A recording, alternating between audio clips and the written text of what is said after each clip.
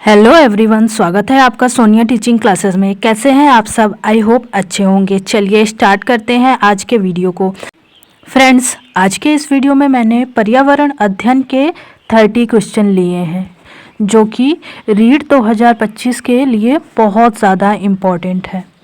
तो वीडियो बहुत ज़्यादा इम्पॉर्टेंट होगी, वीडियो को अंत तक ज़रूर देखिएगा क्योंकि यह क्वेश्चन जो है प्रीवियस ईयर पर आधारित हैं और कुछ प्रीवियस ईयर के भी हैं। तो आप लोगों को पता है प्रीवियस ईयर के टॉपिक कितने इम्पॉर्टेंट होते हैं। तो चलिए बिना देरी के स्टार्ट करते हैं वीडियो को। निम्न में से किसमें उद्यान कृषि का अध्ययन किया जाता है?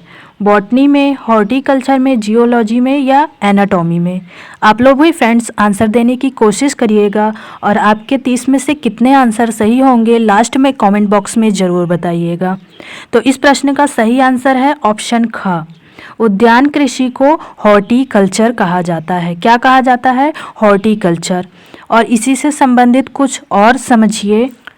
एपीकल्चर मधुमक्खी पालन, सेरीकल्चर रेशम कीट पालन, पीसी कल्चर मत्स्य पालन, वर्मी कल्चर केंचुआ पालन, ओलेरीकल्चर सब्जी से संबंधित है और विटीकल्चर अंगूर से संबंधित है। तो इस तरह इन सब को भी याद रखिएगा, बहुत इम्पॉर्टेंट है, लगातार पूछे जाते रहते हैं। ओलेरी कल्चर की एक ट्रिक समझिए, ओलेरी सब्जी इस तरह याद रखेंगे तो आपको कन्फ्यूज़न कम होगी, तो ध्यान रखिएगा। अगला क्वेश्चन देखिए। निम्नांकित में से कौन सा सरल ऊतक नहीं है? जाइलम, पेरेनकाइमा, कोलेनकाइमा या स्क्लेरेनकाइमा? बताइए आप लोग। सरल ऊतक नहीं है जाइलम, ऑप्शन का सही है। जाइलम क्या है? यह पौधों को जल ले जाता है, यानी यह पौधों के लिए जल का परिवहन करता है। ध्यान रखिएगा, जाइलम जो है ये पौधों के लिए जल का परिवहन करता है, ये पौधों के लिए जल ले जाता है। आप इसे याद कैसे रखेंगे? क्योंकि जाइलम और फ्लोएम में कन्फ्यूज़न होती है। फ्लोएम जो है वह भोजन लेकर जाता है पौधों के लिए, यह पौधों के लिए भोजन का परिवहन करता है और जाइलम जल का परिवहन करता है। आप इसे याद कैसे रखेंगे? जाइलम में जा है, यहाँ पर भी जल में भी जा है। इस तरह आप याद रखेंगे, कन्फ्यूज़न नहीं होगी जो फ्लोएम और जाइलम में होती है। तो इस प्रश्न का सही आंसर है ऑप्शन का, ध्यान रखिएगा। नेक्स्ट क्वेश्चन देखिए। भारत में उपभोक्ता संरक्षण अधिनियम किस वर्ष लागू किया गया था? 1981 में, 1985 में, 1986 में या 1988 में? बताइए आप लोग। भारत में उपभोक्ता संरक्षण अधिनियम लागू किया गया था 1986 में। ऑप्शन ग यहाँ पर सही आंसर होगा। वैसे फ्रेंड्स इसमें संशोधन भी किया गया है, यह भी ध्यान रखिएगा। 2019 में नया उपभोक्ता संरक्षण अधिनियम आ गया है, तो ध्यान रखिएगा क्योंकि आपसे संशोधित भी पूछा जा सकता है। नया उपभोक्ता संरक्षण अधिनियम 2019 में आ गया है। पहले जब आया था उपभोक्ता संरक्षण अधिनियम तो उसका वर्ष था 1986। और यहाँ पर एक क्वेश्चन ध्यान रखिए, राष्ट्रीय उपभोक्ता दिवस कब मनाया जाता है? 24 दिसंबर को, क्योंकि यह अभी हाल ही में गया है तो इम्पोर्टेंट हो सकता है। राष्ट्रीय उपभोक्ता दिवस कब मनाया जाता है? 24 दिसंबर को, ध्यान रखिएगा।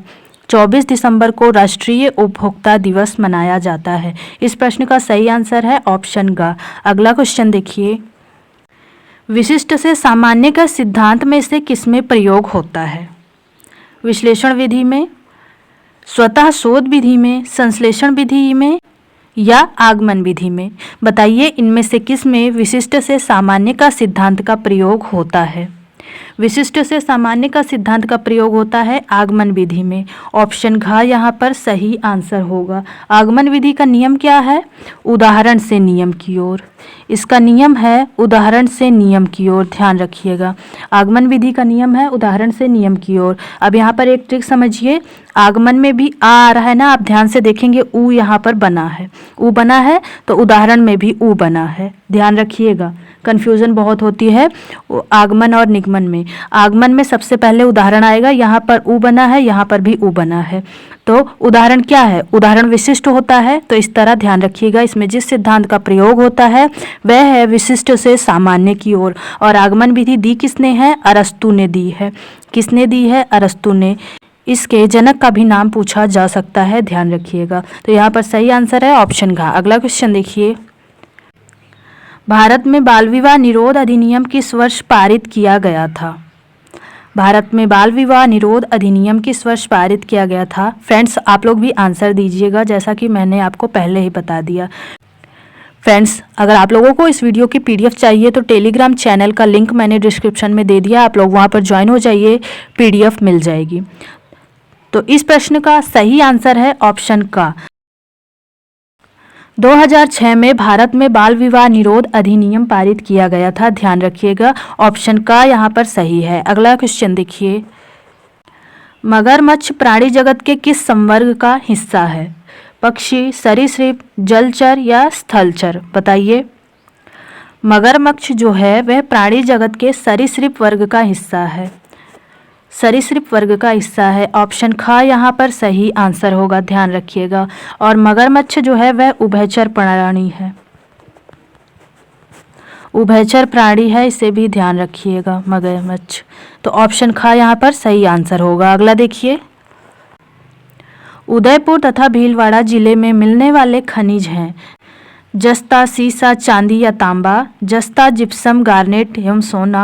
सीसा, चांदी, टंगस्टन एवं तांबा। चांदी, रॉक फॉस्फेट, टंगस्टन या जिप्सम, बताइए। इसका सही आंसर है ऑप्शन का, जस्ता, सीसा, चांदी और तांबा जो है वह राजस्थान के उदयपुर और भीलवाड़ा जिले में पाया जाता है, ध्यान रखिएगा। ऑप्शन का यहाँ पर सही आंसर होगा। अगला क्वेश्चन देखिए, राजस्थान के किस जिले में पेट्रोलियम निकाला जाता है। बारां में, भरतपुर में, जोधपुर में या बाड़मेर में। राजस्थान के बाड़मेर जिले में पेट्रोलियम निकाला जाता है, ऑप्शन घ यहाँ पर सही आंसर होगा, ध्यान रखिएगा। अगला क्वेश्चन देखिए, फ्रेंड्स अगर आप लोगों को वीडियो पसंद आई तो वीडियो को लाइक कीजिएगा, अपने दोस्तों के साथ शेयर कीजिएगा और चैनल को भी सब्सक्राइब कीजिएगा। चंद्र ग्रहण होता है जब पृथ्वी सूर्य एवं चंद्रमा के बीच होती है, चंद्रमा पृथ्वी एवं सूर्य के बीच होता है, सूर्य पृथ्वी एवं चंद्रमा के बीच होता है, पृथ्वी सूर्य एवं चंद्रमा के सीधी रेखा में होती है, बताइए आप लोग। इसका सही आंसर है ऑप्शन का वाला। चंद्र ग्रहण होता कब है, पूर्णिमा को, यह भी ध्यान रखिएगा, कभी कभी यह भी पूछ लिया जाता है। चंद्र ग्रहण होता है पूर्णिमा को। तो कैसे होता है, जब पृथ्वी सूर्य एवं चंद्रमा के बीच आ जाती है तो चंद्र ग्रहण होता है। वहीं पर अगर आपसे सूर्य ग्रहण पूछा जाए तो सूर्य ग्रहण एक तरह का ग्रहण है जब चंद्रमा पृथ्वी और सूर्य के मध्य से होकर गुजरता है तथा पृथ्वी से देखने पर सूर्य पूर्ण या आंशिक रूप से मतलब थोड़ा चंद्रमा ढका हुआ होता है, तो वही होता है चंद्र ग्रहण। यह कब होता है, यह होता है अमावस्या को। तो इस तरह ध्यान रखिएगा। चंद्र ग्रहण सूर्य ग्रहण में कंफ्यूजन होती है, तो इसे आप जरूर पढ़कर जाइएगा, पूछा जा सकता है, तो दोनों को ध्यान रखिएगा।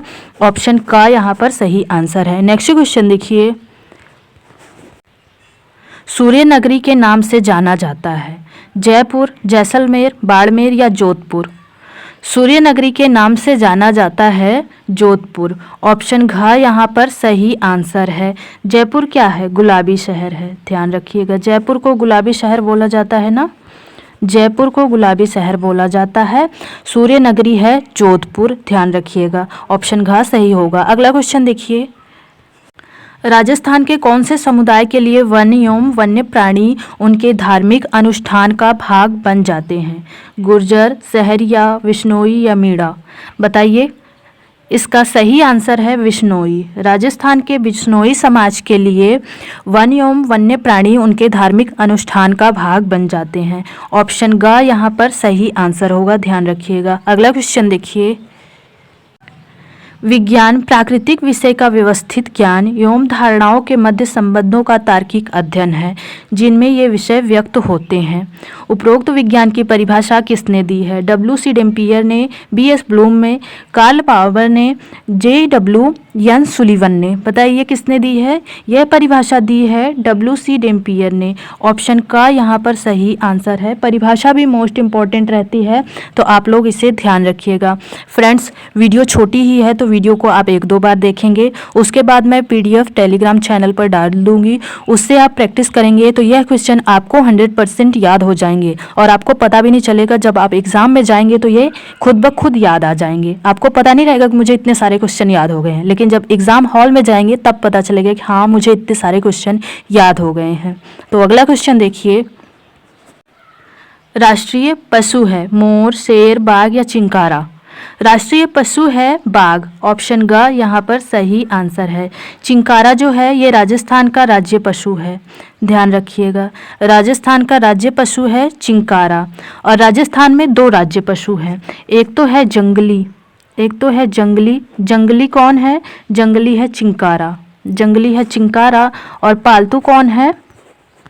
पालतू है ऊंट। दोनों को ध्यान रखिएगा, पालतू है ऊंट और जंगली है चिंकारा। तो ये राजस्थान के राज्य पशु हैं। और भारत का राष्ट्रीय पशु कौन है? बाघ है। ऑप्शन ग यहाँ पर सही आंसर है। अगला क्वेश्चन देखिए, निम्न में से कौन पर्यावरण के अजैविक घटक के अंतर्गत आता है? पादप, वायु, जंतु या जीवाणु?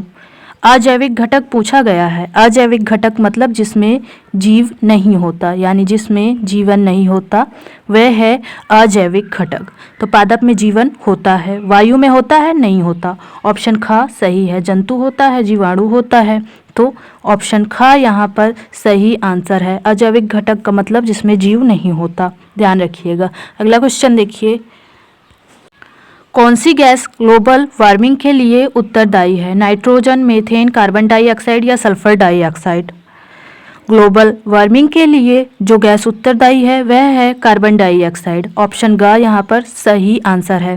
सबसे ज़्यादा ग्लोबल वार्मिंग कार्बन डाइऑक्साइड से होती है, उसके बाद मीथेन से होती है, ध्यान रखिएगा।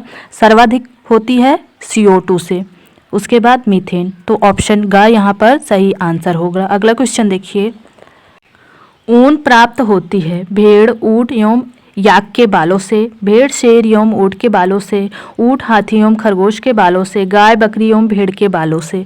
बताइए आप लोग, ऊन किससे प्राप्त होती है? भेड़, ऊंट एवं याक के बालों से। तो ऑप्शन का यहाँ पर सही आंसर होगा, ध्यान रखिएगा।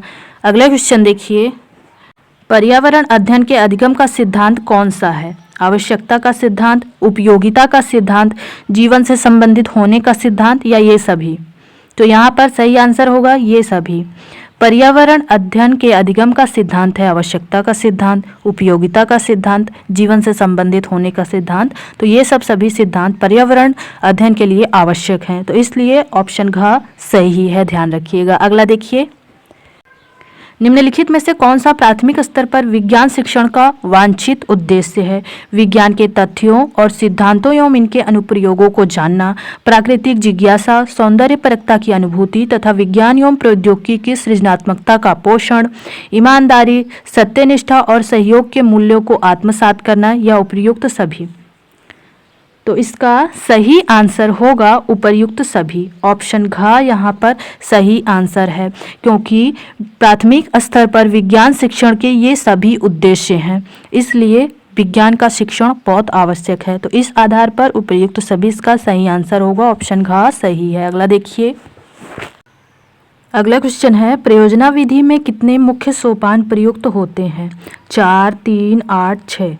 बताइए कितने होते हैं? तो यहाँ पर 2 ऑप्शन सही होगा। कौन कौन सा? एक 4 वाला और एक 6 वाला, क्योंकि यह क्वेश्चन जो है ये PYQ है, यानी प्रीवियस ईयर में यह क्वेश्चन पूछा गया है, तो उसमें 2 आंसर सही माने गए थे। कौन कौन से? क और घ। तो इसलिए यहाँ पर 2 ऑप्शन सही होंगे, ध्यान रखिएगा। अगला क्वेश्चन देखिए, छोटी कक्षाओं में पर्यावरण अध्ययन विषय में रुचि उत्पन्न करने के लिए पढ़ाने का तरीका होना चाहिए? आगमन, मनोरंजन एवं खेल संबंधी, रटने का एवं निगमन? बताइए। तो इस प्रश्न का सही आंसर होगा ऑप्शन ख, मनोरंजन एवं खेल संबंधी। छोटी कक्षाओं में पर्यावरण अध्ययन विषय में रुचि उत्पन्न करने के लिए पढ़ाने का तरीका होना चाहिए मनोरंजन एवं खेल संबंधी। खेल के माध्यम से पढ़ाएंगे तो छोटे बच्चों को अच्छे से समझ में आएगा। ऑप्शन ख सही होगा। अगला क्वेश्चन देखिए, अच्छे प्रश्न पत्र की क्या विशेषता है? वैधता, विश्वसनीयता, क और ख दोनों, व्यापकता या विस्तृत? अच्छे प्रश्न पत्र की विशेषता है वैधता एवं विश्वसनीयता, तो इस आधार पर ऑप्शन ग सही होगा क्योंकि यहाँ पर दोनों दिया गया है। अगला क्वेश्चन देखिए, कौन सी प्रक्षेपित सामग्री है?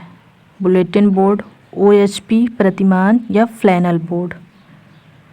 प्रक्षेपित सामग्री है OHP, ओवरहेड प्रोजेक्टर। ऑप्शन ख सही आंसर होगा। इसका पूरा नाम है ओवरहेड प्रोजेक्टर। क्या पूरा नाम है? Overhead projector. ध्यान रखिएगा, पूरा नाम भी पूछा जाता है फुल फॉर्म वाले में। तो OHP ओवरहेड प्रोजेक्टर। ऑप्शन ख सही है। अगला देखिए, राष्ट्रीय बाल श्रम उन्मूलन प्राधिकरण की स्थापना कब की गई थी? 16 अगस्त 1996 को, 5 जून 1990 को, 22 जुलाई 2002 को, 26 सितंबर 1994 को। इसका सही आंसर है ऑप्शन घ। राष्ट्रीय बाल श्रम उन्मूलन प्राधिकरण की स्थापना की गई थी 26 सितंबर 1994 को, जिसमें 14 वर्ष से कम बालकों को जो है काम करने के लिए मना किया गया था। ध्यान रखिएगा। अगला देखिए, बागवानी के लिए कौन से प्रकार का उर्वरक उपयोगी होता है? यूरिया, सोडियम फास्फेट, DAP या वर्मी कंपोस्ट? बागवानी के लिए जो उर्वरक उपयोगी होता है वह है वर्मी कंपोस्ट। ऑप्शन घ सही आंसर होगा। ये जो केंचुए से बनता है वही वाला उर्वरक है, ध्यान रखिएगा। जो केंचुआ बनाते हैं वही वाला उर्वरक है। आप एक इसे ऐसे भी याद रख सकते हैं, वर्मी, और केंचुए के अध्ययन को क्या कहा जाता है? Vermi culture. वर्मी कल्चर, केंचुए के अध्ययन को वर्मी कल्चर कहा जाता है। तो बागवानी के लिए जो उर्वरक उपयोगी होगा वह होगा वर्मी कंपोस्ट, जो कि केंचुए से बनता है। ध्यान रखिएगा। अगला क्वेश्चन देखिए, कौन सा सुमेलित नहीं है? अंबाजी मेला गुजरात सुमेलित है। माघ मेला उत्तर प्रदेश बिल्कुल सही है। नैना देवी मेला असम यही गलत है। तो जो नहीं सुमेलित पूछा गया है ऑप्शन ग यहाँ पर सही आंसर होगा। वेणेश्वर मेला राजस्थान यह भी सही है। तो ध्यान रखिएगा, ऑप्शन ग सही है। अगला क्वेश्चन देखिए, राजस्थान स्टेट केमिकल वर्क्स कहाँ स्थित है? डीडवाना, नागौर, बाड़मेर या Parbatsar? Rajasthan state chemical work स्थित है डीडवाना में। ऑप्शन क सही आंसर होगा। ध्यान रखिएगा। अगला क्वेश्चन देखिए, राजस्थान के कुल लोकसभा सदस्यों की संख्या है 20, 25, 22 या 24? राजस्थान के कुल लोकसभा सदस्यों की संख्या है कितनी, बताइए? तो 25। ऑप्शन ख यहाँ पर सही आंसर होगा। ध्यान रखिएगा। अगला देखिए, पक्षाभ उपकला प्राणियों के शरीर में कहाँ मिलते हैं? आमाशय, श्वसनिका, आंत्र या वायुकोश?